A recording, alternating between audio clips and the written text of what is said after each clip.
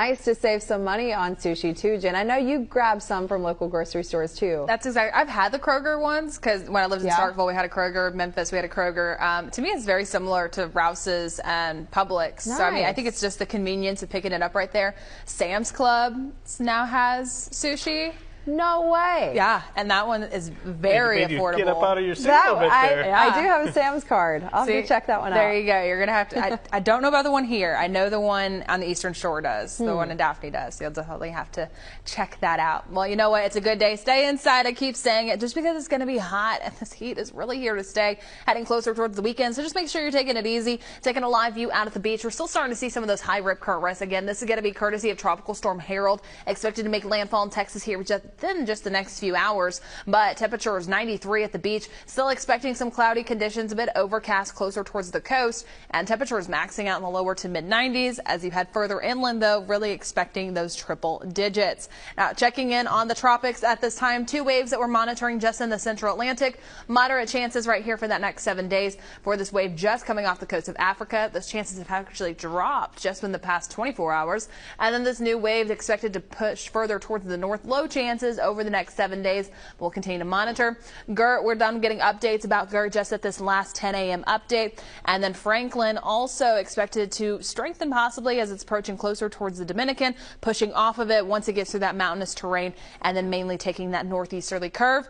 And then Harold, again, this is going to be in the Gulf, sustained winds at 50 miles per hour at that last check. And then also the moving west-northwest at 21 miles per hour. Again, the biggest impacts that we're seeing from this mainly just going to be those high rip current risks. Really expecting that to make landfall just within the next few hours and then dissipating really heading into tomorrow morning when it will become a remnant low. Now heading into today, mainly the heat is going to be the story across the Gulf Coast.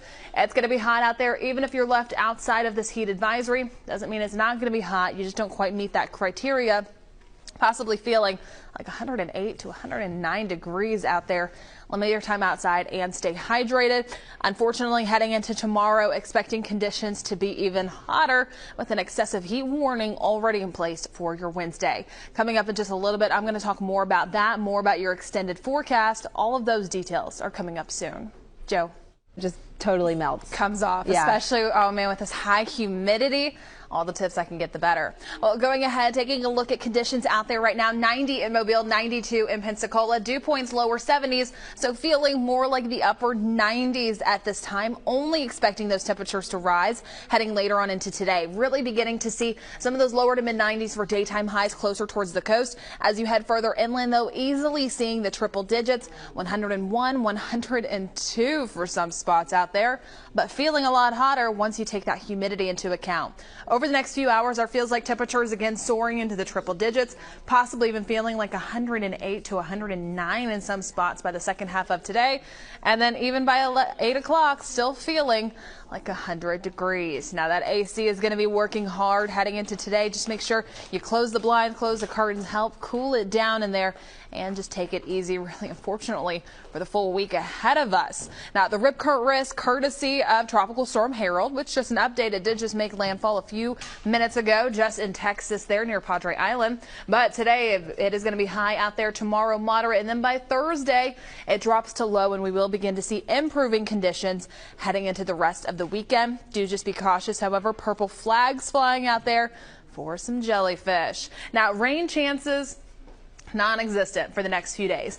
These are going to be the hottest days ahead of us. Daytime highs maxing out well over 100 degrees, possibly breaking some records.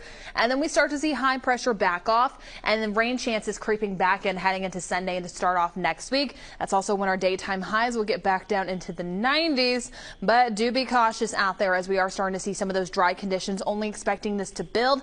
Abnormal right now out there, but this does update every Thursday. So by Thursday, we could potentially see that spread further and probably some of those moderate spots beginning to build up. Again, no burn ban in place right now. Just be cautious. Best not to do it, especially with how hot it is out there at this time. Coming up in just a little bit, I'm going to talk more about your forecast, checking in on the tropics, plus also your full 7-day outlook. All that's coming up soon. Joe.